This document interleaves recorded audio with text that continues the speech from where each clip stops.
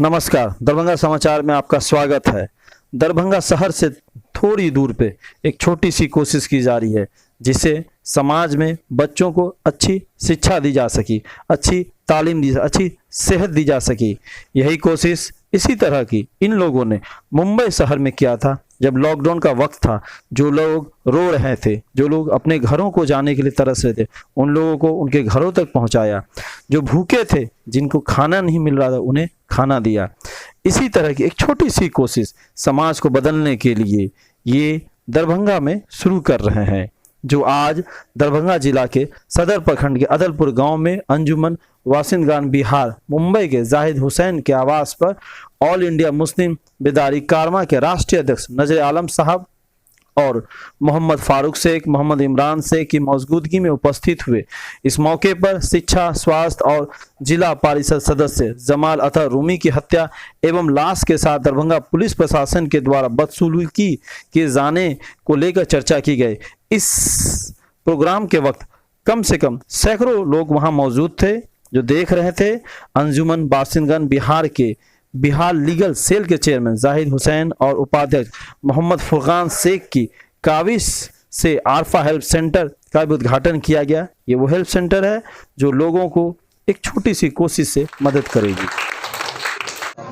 देखिए, यहाँ अंजुमन वासिंदगान मुंबई के जो जिम्मेदार लोग हैं, फुरकान साहब हैं, जाहिद साहब हैं, इमरान भाई हैं, इन लोगों ने जो मुंबई में जो अपने तंजीम के ज़रिए जो काम वहाँ कर रहे हैं, वो अब ये चाह रहे हैं यहाँ की बिहार में भी, दरभंगा में भी हम लोग इस तरह का जो वासिंदगान अंजुमन वासिंदगान बिहार है, जिसके ज़रिए ये काम करते हैं समाजी फलाही रिफाही, तो वो यहाँ भी चाह रहे हैं। यहाँ अभी इन्होंने एक आरफा हेल्प सेंटर के नाम से खोला है, जिसमें बच्चों को जो है तालीम से जोड़ने और जो उसके मुस्तकबिल बेहतर से बेहतर हो, उसके लिए यहाँ इन्होंने आरफा हेल्प सेंटर का काम किया है।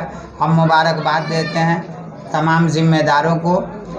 इन्होंने एक बड़ा काम किया है, क्योंकि ये जो समाज है, ख़ास करके जिस समाज से हम लोग आते हैं, मुस्लिम समुदाय से, यहाँ एजुकेशन की बहुत कमी है और ये एक बड़ी जिम्मेदारी का काम इन्होंने उठाया है।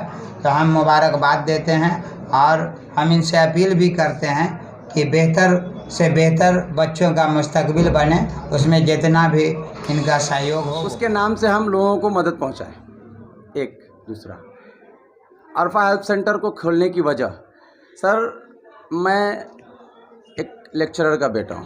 महात्मा गांधी कॉलेज में मेरे अब्बू लेक्चरर थे। मुझे ये नहीं समझ में आया कि मैट्रिक करने के बाद क्या करना है। बीए करना है, एमए करना है, बीए एमए सब कर लिए। उसके बाद छोटा सा कारोबार करता हूँ सीसीटीवी कैमरे का।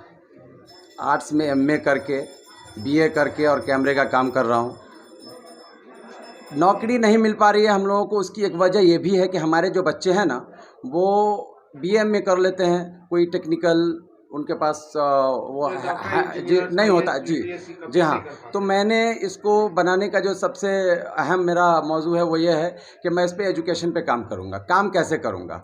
हम लोगों का प्लान है कि हर मैट्रिक के एग्ज़ाम के बाद हम लोग बच्चों की, जो हमारे इलाके में बच्चे हैं, उनका काउंसलिंग करवाएंगे।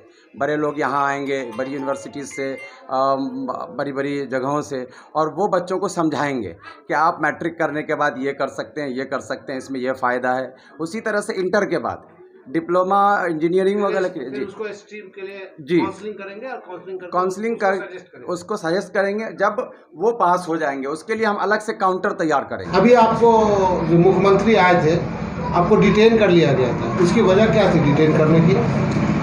देखिए, लगातार आप देख रहे होंगे ये सुशासन बाबू जो है, इनका सुशासन फेल हो चुका है। अभी हमने इनसे कई सवाल किया। डीएमसीएच में जो इनका तंत्र है, वहाँ डॉक्टर कम गुंडों की जमात ज़्यादा है। उस पर हमने लगातार मुख्यमंत्री को, होम सेक्रेटरी को और जो भी इनका सरकारी तंत्र है, सबों से हमने लगातार रिटर्न में बात किया। और जो जमाल अतर रूमी की ऑक्सीजन हटाने से मृत्यु हुई और फिर उनके परिजन को बुरी तरीके से मारा जाता है, और उसके बाद भी कई लोगों की मृत्यु हुई है। जैसे गंगा देवी को गलत ब्लड चढ़ा करके मार दिया, ओम प्रकाश गुप्ता को ऑक्सीजन खाली सिलेंडर लगा करके मार दिया। प्रोफेसर उमेश चंद्र की हत्या हो गई।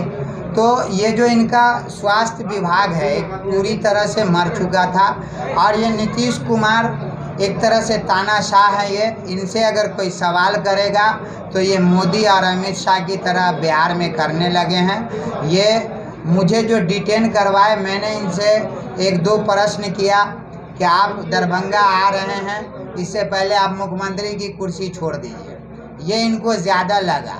वो इसलिए लगा कि इन्होंने 2002 और 2004 का जो पीरियड था जिसमें राबड़ी देवी चीफ मिनिस्टर थी, उस समय इन्होंने कहा था कि मुझे अगर सत्ता मिलता है तो मैं शुरुआत के 3 सालों में ही सैलाब का पूर्णतः समाधान कर दूंगा। लेकिन इनको जनता ने 15 साल दिया और इन्होंने कोई समाधान नहीं किया, बल्कि इनके राज में गुंडा तंत्र बड़े पैमाने में गुंडा तंत्र बढ़ा है और इनका सारा सुशासन फेल हो चुका। इन्होंने कल दरभंगा आगमन से पहले ज़िला प्रशासन से कहा कि जब तक नजर आलम डिटेन नहीं होगा मैं लैंड नहीं करूंगा। ये शर्त रखा और मुझे रात में ही डिटेन करने का ये किया, लेकिन सुबह सुबह डिटेन किया। और इस तरह के डिटेन से हम जैसा नौजवान तो कतई घबराएगा नहीं। और हम आगे भी जो सुशासन बाबू का कार्यकाल है उस पर उतनी ही मजबूती से बोलेंगे और लड़ेंगे।